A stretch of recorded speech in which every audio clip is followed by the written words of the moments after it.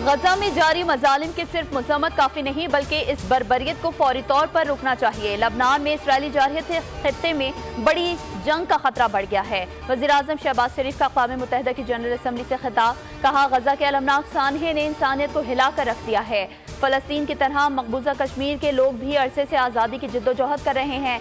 जम्मू कश्मीर में भारतीय फौज के मजालिम भी जारी हैं। भारत मकबूजा कश्मीर में मुस्लिम अक्सरियत को अक़लियत में तब्दील करना चाहता है। पाकिस्तान किसी भी भारतीय जारहियत का फैसला कुन जवाब देगा।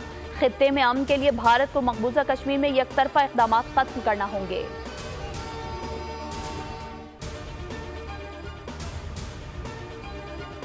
इसराइली वज़ीर-ए-आज़म नेतन्याहू के जनरल असम्बली से खिताब के दौरान शोर शराबा, पाकिस्तान समेत मुख्तलिफ ममालिक के वफूद ने सलामती काउंसिल से वॉकआउट कर दिया। अक़वाम मुत्तहिदा जनरल असम्बली में नेतन्याहू के खिलाफ नारेबाजी।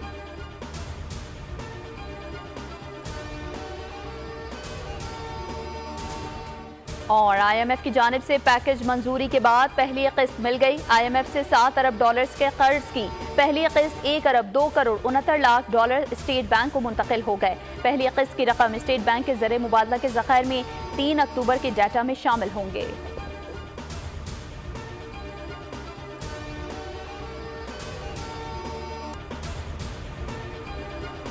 तशरीह की आड़ में आइन दोबारा नहीं लिखा जा सकता। इलेक्शन कमीशन ने मखसूस नशिस्तों पर वजाहत को चैलेंज कर दिया। नजरसानी की दरख्वास्त में कहा गया है कि अदालती फैसले पर अमल दरामद में ताखीर का जिम्मेदार इलेक्शन कमीशन नहीं है। 12 जुलाई फैसले की वजाहत 25 जुलाई को दायर की गई। सुप्रीम कोर्ट ने 14 सितंबर को वजाहत का ऑर्डर जारी किया।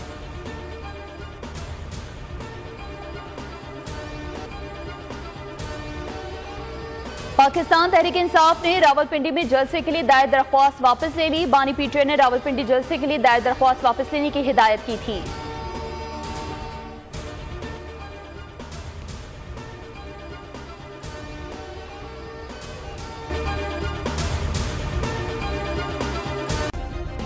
सब्सक्राइब करें और बेल दबाएं ताकि कोई खबर रह न जाए।